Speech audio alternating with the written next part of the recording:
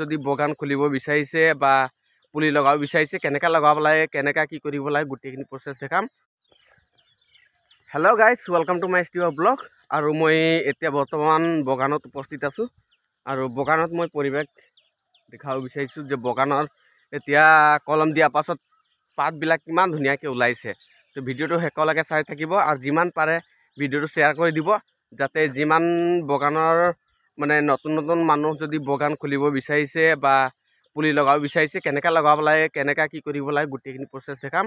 তো ভিডিঅ'টো শেষলৈকে চাই থাকিব। যদি ভাল লাগে ভিডিঅ'টো তেতিয়াহ'লে লাইক কমেণ্ট শ্বেয়াৰ আৰু ছাবস্ক্ৰাইব কৰিবলৈ নাপাহৰিব। ঠিক আছে, তেতিয়াহ'লে ভিডিঅ'টো আৰম্ভ কৰিছোঁ। তো গাইজ, এইটো দেখিছে নহয়, এইবিলাক নতুনকৈ কুঁহিপাত মেলিছে আৰু এই দেখিছে নহয়, এইকেইটা কলম দিয়া হৈ গ'ল, আগতেই দিছে। তো এইখিনি এতিয়া পাত ওলাইছে আৰু মই দেখাম এতিয়া যে বাগানত চাহ পুলি কেনেকৈ লগাব লাগে। মই প্ৰথমতে এইটো চাহ পুলি দেখিছে নহয়, সেইখিনি ইয়াত থোৱা আছে, এইটো আমাৰ বাগানত। তো এইটো চাহ এইটো হয় কাটিং পুলিটো দেখিছে নহয়, এইটা কাটিং হয়। তো মই এই কাটিঙৰ আৰু গুটি পুলি যিটো কয়, কাটিং পুলি আৰু গুটি পুলিৰ দুটাৰ মাজত পাৰ্থক্য কি আছে মই সেইটো আপোনালোকক ভিডিঅ'টো শেষলৈকে জনাম। ঠিক আছে, তেতিয়াহ'লে ভিডিঅ'টো আপোনালোকে চাই থাকিব। তেতিয়াহ'লে ভিডিঅ'টো মই আগলৈ দেখাবলৈ চেষ্টা কৰিম এতিয়া। তো লাষ্টলৈকে চাই থাকিব। মই গোটেইখিনি প্ৰচেছ দেখাম, মানে আপোনালোকক ক'ম যে চাহ পুলি কেনেকৈ ৰুব লাগে কেনেকৈ কি কৰিব লাগে, মই গোটেইখিনি আপোনালোকক জনাম। আৰু এতিয়া চাহ পুলি লগা হৈছে যে মই এইডোখৰলৈ লৈ যাম আপোনালোকক। ঠিক আছে, আপোনালোকে খালি শেষলৈকে চাই থাকিব। তো গাইজ, বৰ্তমান এতিয়া মই ইয়াত আহি পাই গ'লোঁ যিডোখৰত মানে পুলি লগাইছে। তো গাইজ, এইটো দেখাব বিচাৰিছোঁ যে পুলি এইটো মানে এনেকাও লগাব পাৰে, আৰু এটা বেলেগ ছিষ্টেম আছে যিটো আগতে মানুহ লগাইছিলে, সেই তেনেকাও লগাব পাৰে। সেইটো মানে যেনেকৈ আৰু মানে গছ লগায় আৰু বা বাৰীত খেতি কৰিলে শাক পুলি যেনেকৈ লগায়, সেইটো তেনেকৈ ইয়াত বৰ্তমান লগোৱা হৈছে পুলিটো। মানে দীঘল আৰু মানে ইয়াত মানে কোনো হেৰি নাই আৰু গলিৰ হিচাপ নাই, মানে প্ৰত্যেকটা গলি আছে। তো এনেকাও লগাব পাৰে। তো খালি পুলিটো মানে বেছি ওচৰ হ'লে অলপ দিগদাৰী হৈ যায়। তো অলপ দূৰে লগাব লাগে, কাৰণ পুলিটো ডাঙৰ হৈ আহিব। যেতিয়া ডাঙৰ হৈ অহা পাছতে কি হয়, সেই গছৰ ডালটো সেই গছত লাগিব, এই গছৰ ডালটো এই গছত লাগিব, মানে ঠেলি হয়। মানে যিমান পাত দিব লাগে সেই বস্তুটো মানে সিমানটো পাত দিব নোৱাৰে, আৰু কি হয় বস্তুটো ঘন হ'ব নোৱাৰে। বস্তু লাগি ধৰাৰ কাৰণে মানে সি বেছিকৈ বাঢ়ি যাব নোৱাৰিব আৰু ঘন নহয়, মানে গম পাইছে নহয় কথাটো। তো এই তেনেকুৱা মানে পাৰিলে অলপ দূৰে লগালে কি হয়, বস্তুটো যিমান ডাঙৰ হ'ব তাৰ ইমান ডাল মেলিব। তো গম পালে নহয়। তো এইটোৱে এনেকুৱা পুলিও লগাব পাৰে, বা আৰু এটা ছিষ্টেম আছে, মই দেখাম বাৰু। তেতিয়াহ'লে মই চেষ্টা কৰিম, আপোনালোকে চাই থাকিব। তো গাইজ, দেখিলে নহয় ইয়াত কেনেকৈ পুলি লগোৱা হৈছে, যে সেই পুলি লগোৱাৰ প্ৰচেষ্টা কেনেকৈ কৰিব লাগে কেনেকৈ লগাব লাগে মই সেইটো আপোনালোকক শিকাম। ঠিক আছে, ভিডিঅ'টো লাষ্টলৈকে চাই থাকিব।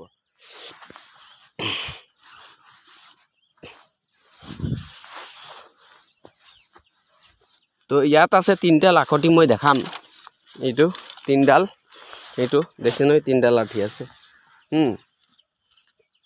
এতিয়া এইটো এটা চাহ পুলি আৰু এইটো এটা চাহ পুলি।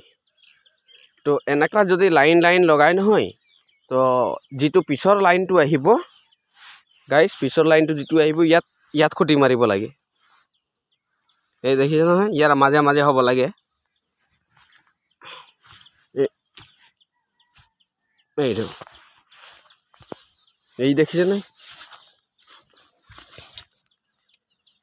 এইটো ইয়াত এটা হ'ল, ইয়াত এটা হ'ল, তাৰ মাজতে এইটো গলিটো আহিব, এইটো গলিটো এনেকৈ আহিব। তো ইয়াত খুঁটি মাৰিব লাগে, এই ইয়াত এটা মাৰিব লাগে। তো সেই তেনেকুৱা মানে লগাব লাগে। তো গাইজ, দেখিলে নহয়, পুলি লগোৱা মানে তৰিকা বেলেগ আছে। তো চব চিষ্টেমত লগাই মানে পুলি, আৰু পুলি লগোৱাৰ পাছতে মই আপোনালোকক কৈ যাম যে পুলি যেতিয়া লগাব নহয় তেতিয়া গাঁতটো দকৈ মাৰিব লাগে, অলপ বহলকৈ মাৰিব লাগে, কমচে কম 1.5 ফুটমান চাইজৰ বহলটো হ'ব লাগে। আৰু দটো যদি 1 ফুট কৰিছে তেতিয়াহ'লে ভিতৰটো পূৰা মানে মাটিটো পূৰা ঢিলা কৰিব লাগে। ঢিলা কৰাৰ পাছত আপুনি যিটো পলিথিনত পুলিটো আহে নহয়, হেৰিটোত পুলিটো আহে, সেই পুলিটোৰ যিটো মানে ঠুঙাটো থাকে সেই ঠুঙাটো ধুনীয়াকৈ খুলি মেলি আৰু পুলিটো লগাব লাগে। আৰু একদম পূৰা চাইডে পূৰা মানে হেভিকৈ ধুৰমুচ দিব লাগে যাতে পানী ভিতৰলৈ সোমাই নাযায়।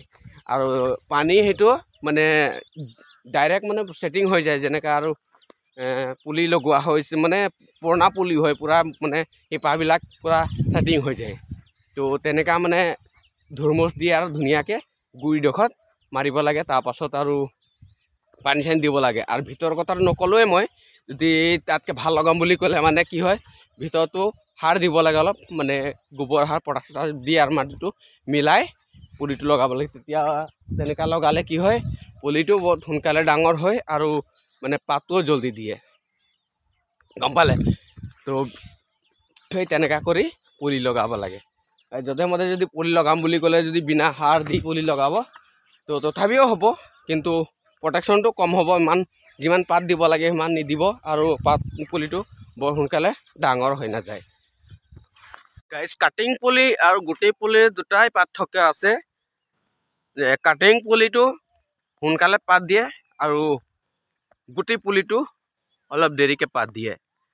আৰু কাটিং পুলিটো সোনকালে মৰি যায়, গুটি পুলিটো বহুত দেৰিলৈকে জীয়াই থাকে। তো এই দুটাৰ মাজত সেইটোৱে পাৰ্থক্য আছে, বাকী একো নাই। তাৰ মাজত আৰু এটা পাৰ্থক্য আছে কি, কাটিং পুলিটো পাতটো ৱেটটো কম হালকা, আৰু গুটি পুলিটোৰ পাতটো ৱেট হয়, ভাৰী হয়।